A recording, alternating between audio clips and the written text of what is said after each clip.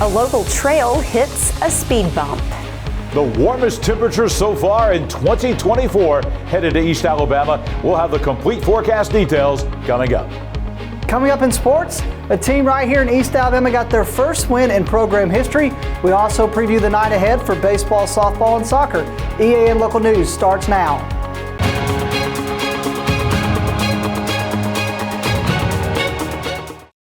Segment of EAN Local News is brought to you by Waldrop Manufacturing, metal buildings made right here in Calhoun County. Hello, we're glad you could join us. I'm Katie Edwards. And I'm Mike Stedham. The Anniston City Council will meet Tuesday afternoon to consider awarding the bid for the final phase of the Chief Ladiga Trail project and to discuss funding for the work. The 7.2-mile extension would complete the trail from Michael Tucker Park near Weaver into downtown Anniston. Earlier this month, the council opened bids for that project, and the apparent winner was B&B Developers of Alexandria at a cost of $7.26 million. That amount, however, is about $3.7 million more than the council had expected to pay. The increased cost is being blamed on the need to replace 4 bridges along the trail instead of simply repairing the old bridges.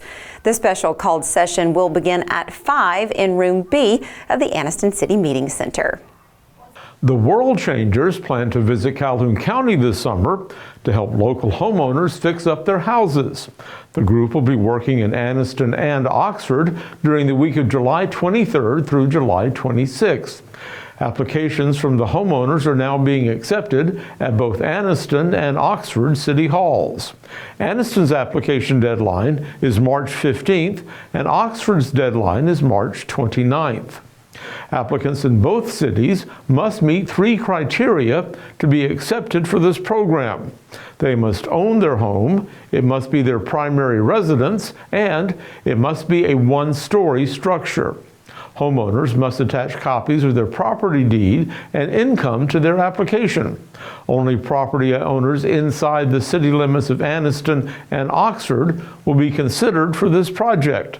Eligible repair work is limited to wheelchair ramps, exterior painting, deck and porch repairs. There'll be no interior work and no roof work. Oxford High School will host a curriculum and academy night Tuesday to give students and parents a brief introduction to the school's mission and vision. The meeting will begin in a whole group setting in the sports arena at 6 p.m. Representatives of all the school's academies will provide information about their fields of study so students can select elective classes that will be beneficial to them. After the whole group presentation, students, parents, and guardians will have the opportunity to come to the Career Tech building to explore those facilities and have conversations with academy and core teachers about questions they may have. When we come back, there's more smoke from a distant fire. For metal buildings in Alabama and the Southeast, Waldrop Manufacturing is your one-stop source. A Waldrop metal building provides the coverage and protection your investments need. They specialize in carports, RV covers, portable buildings, and storage buildings. Stop paying rent for storage. With Waldrop's price per foot, you can actually save money by buying straight from the manufacturer. Waldrop buildings are guaranteed because Waldrop manufactures buildings with U.S. steel right here in Calhoun County. Waldrop Manufacturing, serving the entire Southeast. Give them a call today. This segment of EAN Local News is brought to you by Oxford Lumber. Come visit any of our locations in Oxford, Jacksonville, Talladega, and Roanoke. A prescribed burn is firing up the Talladega National Forest just days after another planned blaze ended on Mount Sheehaw. These fires generate large plumes of white smoke that sometimes spread throughout surrounding areas, dispersing a woody scent and a haze of smoke through the forest, over roadways, and into area communities. Today's blaze forced the temporary closure of a section of the Pinhoti Trail in the Talladega National Forest. It also prompted officials to call on motorists to proceed with caution when driving on service roads near the burn site. The affected area starts about 3 miles north of Heflin and impacts about 613 acres, according to a release by the United States Department of Agriculture Forest Service. Last week's fire at Mount Cheahaw was managed by the Alabama Forestry Commission. It emitted large swaths of smoke and left the ground charred near the campsites at the park. The blazes were managed by federal or state forestry professionals, and they are designed to eliminate brush that makes unplanned forest fires more dangerous. They also help produce conditions that are more habitable for a range of animal species, including white-tailed deer and woodpeckers. When we come back, one local community center has big plans for Spring Break 24. For over 60 years, Oxford Lumber has been servicing our area, and our customer service has always been our main focus. Our customer service is what sets us apart from anyone else. From the moment you enter, our highly trained staff will treat you like family. To enthusiastically provide total customer satisfaction within a positive and self-fulfilling employee relations environment. Visit us at any of our 4 locations or at oxfordlumber.com. This segment of EAN Local News is brought to you by WM Grocery, located in Heflin, Wadowee, Roanoke, and in Piedmont. The Wiggins Community Center on West 17th Street in Anniston will be offering a spring break day camp for local youth from March 25th to March 28th. That's from 7 a.m. until 5:30 p.m. each day. The center staff promises tons of games, sports, and fun, plus a field trip. This day camp is for children ages 3 through 12. There will be job training opportunities for interested children ages 13 and above. The cost is $50 for the week or $15 per day. Camperships, which offer financial assistance, are also available. For more information, you may contact Wiggins Community Center Director Carol Bush at 256-231-7628 or cbush@annistonal.gov. The city of Gadsden is hosting a blood drive with the Red Cross at City Hall on Friday from 10 a.m. till 3 p.m. Blood donations help patients receiving treatments for cancer or blood disorders, those undergoing surgery, mothers suffering from complications from childbirth, and premature babies, as well as many others. Red Cross officials say it's important to have a diversity of blood donors because there's a critical shortage of donors, particularly African Americans, who carry an antigen for patients with sickle cell anemia. T-shirts and gift cards are available for the donors while supplies last. To register to give, you can visit www.redcross.org. The town of Hobson City will host its annual Black History Celebration and Soul Food Dinner on Saturday at 3 p.m. at the Hudgens Community Center on Martin Luther King Drive. This year's theme is African Americans and the Arts, and the keynote speaker will be Renee Kemp Roten, an urban designer and master planner who is CEO of her own company. Well, so today was a beautiful day. It was. It's the kind of day you want to have class outdoors, you know? Absolutely. Remember those days in school? I certainly do. And you know, it would have been a good day for a newscast outdoors too. It would have been fun. Tomorrow may be even more fun. We hear the temperature is on the rise. Things are heating up for sure. To give us more information about that is John Holder, who joins us now in the EAN Weather Center. John? Mike and Katie, the warmest day so far this year is coming up tomorrow across East Alabama. We'll tell you how hot it's going to be next. Since 1993, WM Grocery has been a major part of our local community. WM offers the very best in fresh produce and an outstanding meat department. WM also has many local products not found anywhere else and fresh sushi every day. If you need an event catered, come see Mrs. K at any WM store. Curbside pickup is also available for your online grocery orders. Be sure to download the WM app for all the deals of the week and shopper rewards. Go check them out today at any of their locations. We take pride in our community and appreciate your business.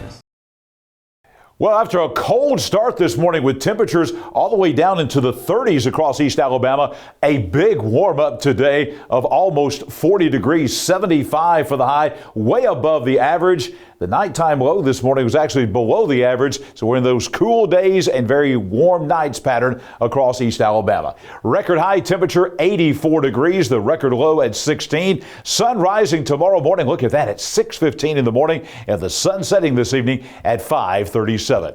It's time for weather on your street from Monday night. McCall Drive on the east side of Anniston, right over there by the Hill Golf Course. It's going to be very, very warm tonight. That will be the big story. Only 58 for the nighttime low. Most of the evening, we are going to be in the 60s here across East Alabama. You see some raindrops there toward morning, 3, 4, 5 o'clock in the morning. In the overnight hours, about a 20% chance of a shower.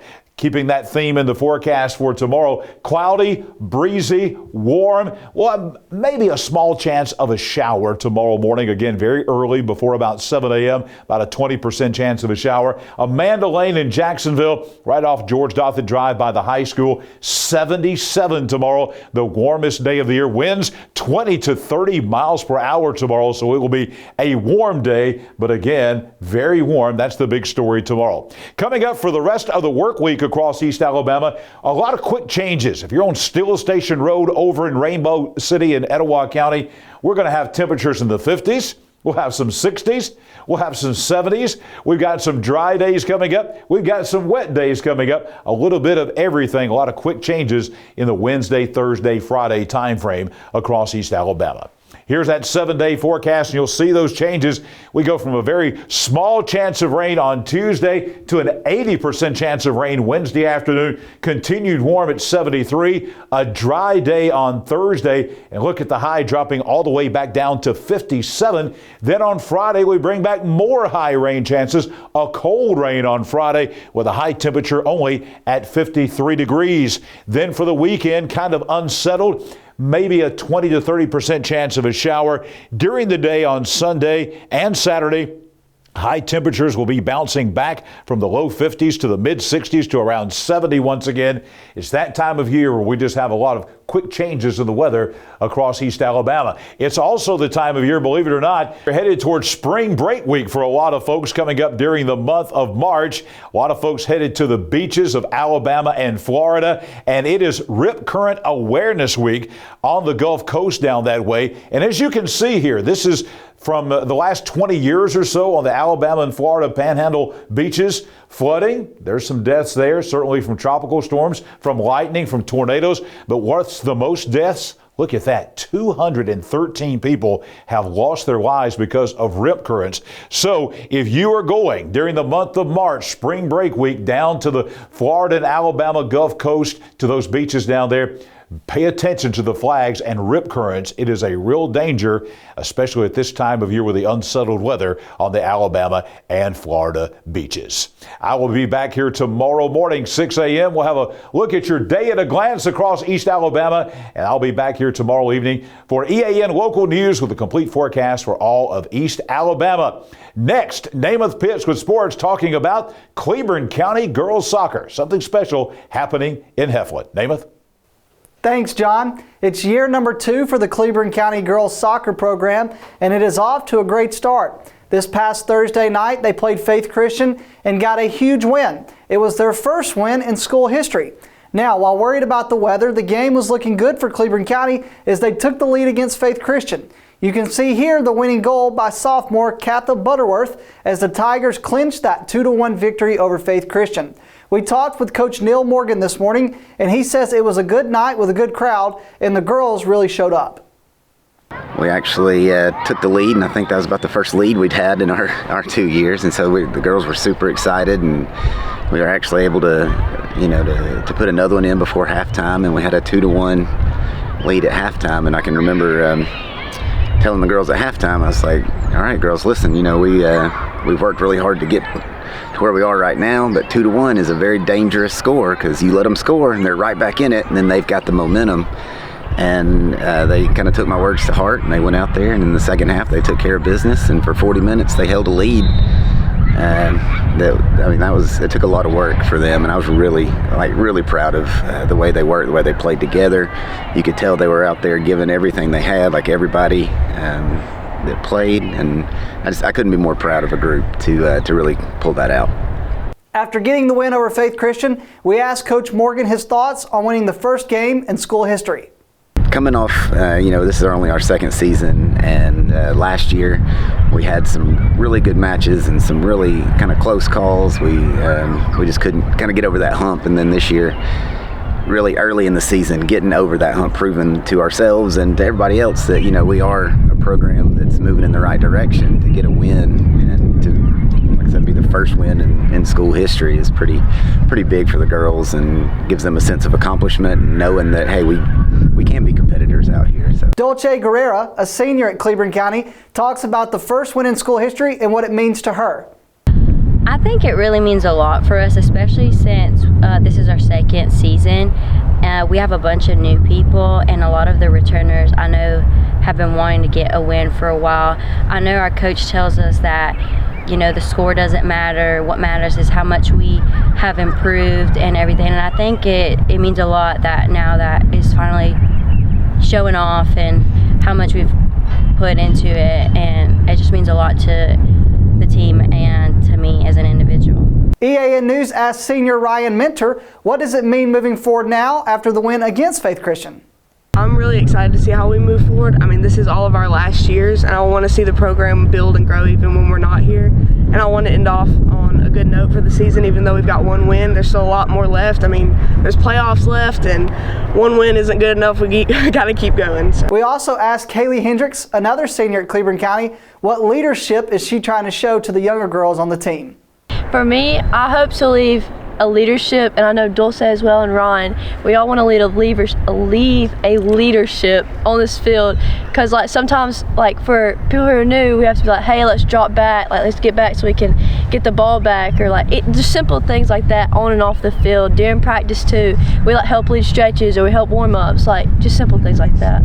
Good luck to Cleveland County girls the rest of the season. Mondays are always a iffy day when it comes to the amount of games that are taking place here in East Alabama, but we certainly have a couple tonight that involve teams in East Alabama. So let's take a look at the games that are taking place on the diamond tonight. Let's start with the Sacs Wildcats. Sacs Wildcats again have a brand new head coach this year. They're at home tonight as they host the Bulldogs of Anniston. The Calhoun County Baseball Tournament is set to start this Friday, so just a little pre-warm-up game for the Sacs Wildcats and the Anniston Bulldogs as these two teams meet tonight at Sacs. Also tonight, the Faith Christian Lions, coming off a tough loss to Gillsville this weekend, will host Coach Gendron and the Donahoe Falcons. This game features two teams in Class 1A as Coach Gendron's team has made that deep run the past couple years for the Falcons of Donahoe. Tonight, they're on the road at Faith Christian. Tonight, the Piedmont Bulldogs coach Matt Dearman, fresh off winning his 200th game this past week, is set to host the Titans of Gadsden City. A little 3A versus 6A tonight at Piedmont as the Bulldogs host Gadsden City. And the final game tonight, this game will be played at Randolph County. It's a little tournament that's taking place at Randolph County, and it's a rematch. They already met once this year, and Cleveland County won in a big way. But it's a rematch tonight as the Cleveland County Tigers will play Ranburne at Randolph County. Again, Cleveland County will play Ranburne tonight at Randolph County. There are some teams in East Alabama that are starting their softball season tonight at home, while others continue what they've started over the past couple weeks. Let's take a look at the softball matchups for tonight. And it is the Oxford Yellow Jackets against the Piedmont Bulldogs. This is probably a glimpse of what we could see come county tournament. Obviously, Oxford, Alexandria, White Plains, and Piedmont, you could put them in any order. But this is going to be a really good, I think this game is going to be more competitive than people might think it will be. Rachel Smith's Piedmont team is really good. Savannah Smith, their lead pitcher, signed with Jacksonville State. And then they go to Oxford tonight to Choccolocca Park to Sickfield to face the Yellow Jackets. This will be a great game to kick your week off. Tonight, it's the Sacs Wildcats on the road facing the Lions of Faith Christian. Again, this is a non-area Class 3A versus Class 1A. This should be a good game as well. I think this one, two really good games tonight as Sacs Wildcats girls softball team goes on the road to Faith Christian. He's a state championship coach. He's won 3 straight, and he just edged Asheville out for his 3rd state wrestling championship in a row. We're talking about Andy Fulmer, who gets his first ever career start as the head softball coach. Now, he's won 3 straight state championships in wrestling. Now he's going to see what he can do in softball. Andy Fulmer, first-year head softball coach at Weaver. and he opens the season up tonight at home against the Bulldogs of Asheville. Now, he just fended Asheville off for a wrestling championship. Let's see if he can fend them off tonight to get his first win as the head softball coach. Keep an eye on his daughter, Kinley Fulmer, who's the starting pitcher for the Bearcats. There's only 2 games tonight when it comes to soccer here in East Alabama, so let's go ahead and show you guys the 2 matchups for tonight, starting with Collinsville at Sachs. This game again will be at Sachs tonight, both boys and girls, as Collinsville will come down from North Alabama, just over the mountain. So again, the Panthers of Collinsville come to Sachs tonight to face the Wildcats. The other game tonight is the Jacksonville Golden Eagles, who are at home tonight, both boys and girls, as the Golden Eagles are set to host the Tigers of Talladega. So Talladega will make the trip into Calhoun County to face the Jacksonville Golden Eagles. And that's it for EAN Local Sports. Let's go back over to Mike and Katie. Thanks for that update, Namath, and thank you for watching us today. You can find us here online every weekday on YouTube, Instagram, Facebook, or our website. Go to the platform of your choice and watch our news, sports, and weather content whenever it's convenient for you. We'll see you back here Tuesday for your news on your schedule.